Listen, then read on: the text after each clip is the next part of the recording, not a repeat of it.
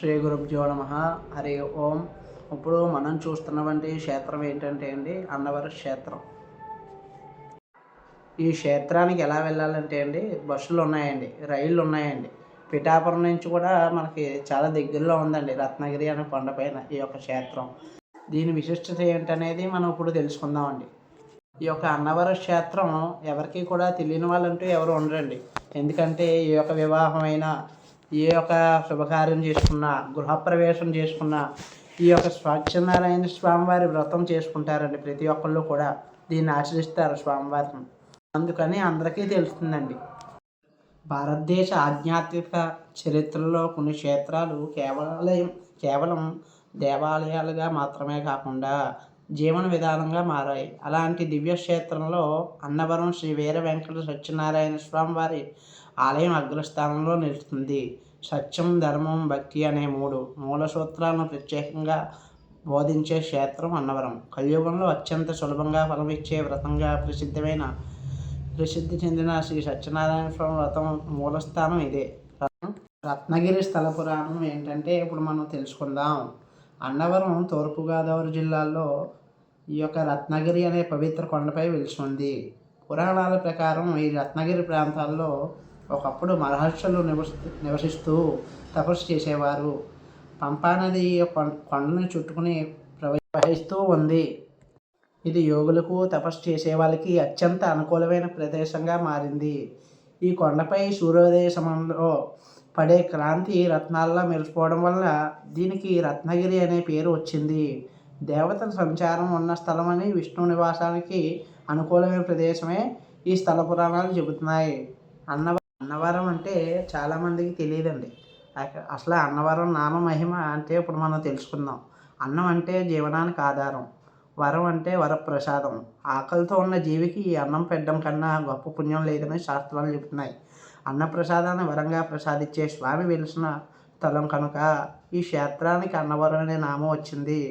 అన్నవరం అన్నదానం ఒక సాధారణ సేవ కాదు, అది మహాయజ్ఞం. స్వయంభూ అవతార పురాణ కథ. స్థల పురాణాల ప్రకారం ఒక బ్రాహ్మడు ఈ రత్నగిరి ప్రాంతాల్లో నివసిస్తూ శ్రీ మహావిష్ణువుని భక్తితో ఆరాధించేవాడండి. ఒక రాత్రి అతనికి కలలో శ్రీ మహావిష్ణువు సత్యనారాయణ స్వామి స్వరూపంలో దర్శనమిచ్చి ఇలా అనుగ్రహించారంట. ఈ రత్నగిరిపై నేను స్వయంగా వెలుస్తాను. కలియుగంలో నా వ్రతాన్ని ఆచరించే వారిని కాపాడుతాను. నా కథ ప్రజలందరికీ వినిపించు. ఆ యొక్క దర్శనార్థం కొండపై స్వామి స్వయంగా అవతరించాడు. ఇది పురాణ కథ. అన్నవరం స్వామివారి విగ్రహం భారతదేశంలో అత్యంత అరుదమైందండి. పాదభాగం బ్రహ్మస్వరూపం సృష్టి, మధ్య భాగం విష్ణుస్వరూపం స్థితి, శిరస్సు భాగం శివస్వరూపం లయ. మూడు కార్యాలు వేరు కాదు, మూడు దేవతలు వేరు కాదు, ఒక పరబ్రహ్మతత్వం. ఇది అద్వైత సిద్ధాంతానికి ప్రత్యక్ష స్వరూపం. సత్యనారాయణ స్వామి వారి వ్రతం చేయడం చాలా విశేషం. ఎందువల్ల అనేది ఇప్పుడు మనం తెలుసుకుందామండి. పూర్వకాలంలో నారద మహాముని సర్వలోకాలు అంటే అన్ని లోకాలు తిరుగుతూ భూలోకానికి వచ్చాడండి. ఆ మార్గంలో భూలోకానికి వచ్చి ఈ యొక్క ప్రజలందరూ కూడా ఈ యొక్క అనేక ఇబ్బందులు, కరువు కాటకాలతో ఉండి చాలా బాధపడుతూ ఉండడం చూసి ఈ యొక్క నారద మహాముని వెంటనే విష్ణులోకానికి వెళ్ళాడండి. శ్రీ మహావిష్ణువుని దర్శించి, అయ్యా శంఖచక్ర గదాధర అని నమస్కారం చేసి, ఏ నారదా ఎలా వచ్చావేంటని స్వామివారు అడిగగా మహావిష్ణువు, ఆయన ఈ యొక్క భూలోకంలో ప్రజలు చాలామంది అనేక కష్టాలని పడుతున్నారు, కరువు కాటకాలని, తిండి బట్టలు లేక చాలా ఇబ్బంది పడుతున్నారు, ఏదైనా సులభమైన వ్రతాన్ని చెప్పండి అని కోరాడు ఈ యొక్క నారద మహాముని. అప్పుడు శ్రీ మహావిష్ణువు కలియుగంలో శ్రీ సత్యనారాయణ స్వామి వ్రతం చేయడం వల్ల ఈ యొక్క దారిద్ర్యం అనేది నివారణ అనేది అయిపోతుంది. కష్టకాలాల్లో శ్రీహరి సత్యదేవ సత్యనారాయణ అనే యొక్క నామాన్ని జపించడం వలన విశేషమైన ఆయన యొక్క నేనైతే అనుగ్రహిస్తాను అని చెప్పారు. అప్పుడు నారద మహర్షి ఎప్పుడు చేయాలి, ఎలా చేయాలి, ఎవరు చేయాలి అని అడిగారు. ఉన్నవాళ్ళు ఈ యొక్క వ్రతం చేయడం వల్ల కష్టాలు అనేవి తొలగిపోతాయండి. అలాగే సంతానం లేని వాళ్ళకి వ్రతం చేయడం వల్ల సంతానం కలుగుతుందండి. అలాగే వ్యాపారం బాగుండాలన్నా, ఉన్నత స్థాయిలో ఉండాలన్నా కూడా ఈ ధనధాన్యాలు అనేవి ఈ యొక్క వ్రతం చేయడం వల్ల సమకూరుతాయండి. పూర్వకాలంలో కాశీనగరంలో ఒక బ్రాహ్మడు ఉండేవాడండి. ఆ బ్రాహ్మణుడు అన్ని వేదాలు చదువుకున్నాడండి.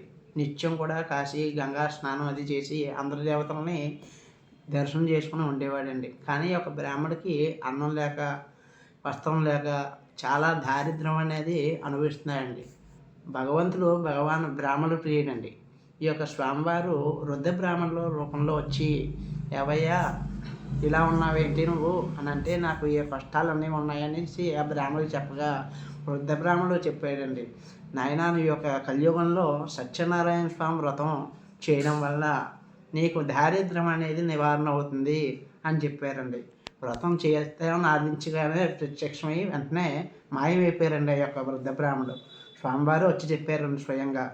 అంటే బ్రాహ్మణుడు వ్రతం చేసుకుంటానని సంకల్పం చేసుకుని ఇంటికి వెళ్ళాడండి.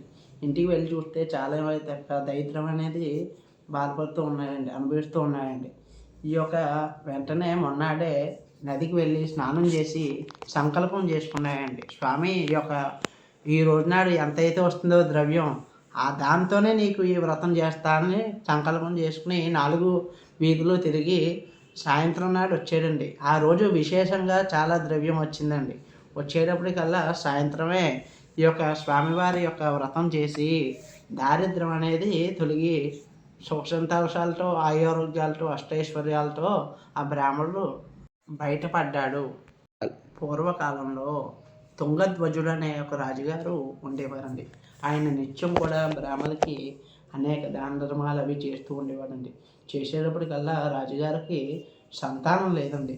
సంతానం లేనప్పటికీ ఈ యొక్క భద్రశీల నది అనే ఒక నది దగ్గర స్వామివారి యొక్క వ్రతాన్ని ఆచరించారండి. ఈ యొక్క దంపతులందరూ కూడా ఆచరించేప్పటికల్లా ఒక షావుకారి గారు వచ్చారండి. వచ్చేటప్పటికల్లా, అయ్యా రాజుగారు మీరు ఏం వ్రతం చేస్తున్నారు ఏంటంటే, ఇది సత్యనారాయణ స్వామి వ్రతం రాజా వైశ్యుడా, ఈ యొక్క నాకు సంతానం లేదు, సంతానం కోసమే నేను ఈ యొక్క వ్రతాన్ని చేస్తున్నాను అని చెప్పి అన్నారండి రాజుగారు. అనేటప్పటికల్లా ఈ యొక్క వైశ్యుడు కూడా అనుకున్నారండి, సంకల్పం చేసుకున్నారండి, నాకు కూడా సంతానం లేదండి, ఈ వ్రతాన్ని నాకు సంతానం కలిగితే నేను ఈ వ్రతాన్ని చేస్తానని సంకల్పం చేసుకున్నాడండి. ఈ వ్రతాన్ని షావుకారి గారు ఎన్నో వ్రతాలు చేశారండి, ఎన్నో పూజలు చేశారండి. ఈ యొక్క సత్యనారాయణ స్వామి వ్రతం కూడా సంతానం కలిగితే చేస్తానని వాయిదా వేశాడండి. సంతానం కలిగిందండి. కొంతకాలానికి ఆ యొక్క షావుకారికి సంతానం కలిగిందండి. ఆ యొక్క ఒక అమ్మాయి పుట్టిందండి. అమ్మాయి పేరు కళావతి అని నామం చేశారండి, నామకరణ. ఈ యొక్క పాఠశాల సమయంలో వాయిదా వేశారండి. అమ్మాయి వివాహ కాలంలో చేద్దామని. వివాహ కాలం వచ్చేటప్పటికల్లా వివాహంలో పనుల్లో పడి ఈ యొక్క వ్రతాన్ని చేయడం మర్చిపోయారండి. దానికి అప్పుడు స్వామివారికి ఆగ్రహం వచ్చి శపించాడండి స్వామివారు. రాజుగారు ఈ యొక్క షావుకారులు వీళ్ళిద్దరూ వ్యాపారాన్ని బయలుదేరారండి. బయలుదేరేటప్పటికల్లా స్వామివారి యొక్క మార్చంతో ఒక రాజుగారు ధనం అంతా కూడా దోచుకున్నారండి దొంగలు. ఈ యొక్క మాయా దొంగలని సృష్టించారు స్వామివారు. అక్కడ ఈ యొక్క వ్యాపారం చేసే ఈ యొక్క అల్లుడి దగ్గర, మామగారి దగ్గర ఈ యొక్క మూటలు పెట్టి ఉండడంతో వాళ్ళు మాయమైనప్పటికీ వీళ్ళే దొంగలని ఈ యొక్క కారాగారంలో బంధించారండి. బంధించేటప్పటికల్లా వీళ్ళ ధనం కూడా లాగేసుకున్నారండి ఈ యొక్క భటులు అందరూ కూడా. వెళ్ళేటప్పటికల్లా ఇంట్లో చాలా దారిద్ర్యం అయితే అనుభవిస్తున్నారండి. ఈ యొక్క ఇది చేసేటప్పటికల్లా తెలుసుకుని ఇంట్లో వాళ్ళు ఈ వ్రత అప్పుడు ఇంట్లో వాళ్ళు సంపద అంతా కూడా దొంగల పాలు అయిపోయిందండి. అయ్యేటప్పటికల్లా ఈ యొక్క స్వామివారికి వ్రతం చేసుకున్నారండి ఇంట్లో వాళ్ళు. చేసేటప్పటికల్లా స్వామివారు మళ్ళీ ప్రసన్నమయ్యి రాజుగారి కల్లో వాళ్ళు దొంగలు కాదు, వాళ్ళు నా భక్తులే అని ఇది చేసేటప్పటికల్లా మొన్నాడే వాళ్ళకి ఈ యొక్క విడుదల చేశారండి. విడుదల చేసేటప్పటికల్లా రెట్టింపు జనం ఇచ్చారండి. వాళ్ళు బతికున్నంత కాలం కూడా సత్యనారాయణ స్వామి వ్రతం చేసుకున్నారు.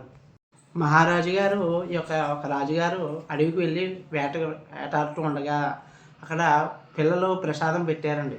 పెట్టేటప్పటికల్లా రాజు అనే అహంకారంతో ఈ యొక్క ప్రసాదం అనేది అక్కడ వదిలేసి వెళ్ళిపోయారండి. వెళ్ళిపోయేటప్పటికల్లా 100 మంది కూడా 100 మంచాల మీద పడుకుని ఉన్నారండి. తన తప్పు తెలుసుకుని వ్రతం ప్రసాదం తినడం వల్ల మళ్ళీ 100 మంది కూడా లేచి నుంచున్నారండి. అంత గొప్ప క్షేత్రం అన్నవరం అండి. మన ఈ యొక్క వీడియో మీకు నచ్చినట్లయితే లైక్ చేయండి, కామెంట్ చేయండి, సబ్స్క్రైబ్ చేయండి. హరి ఓం దస్సదు. స్వస్తి.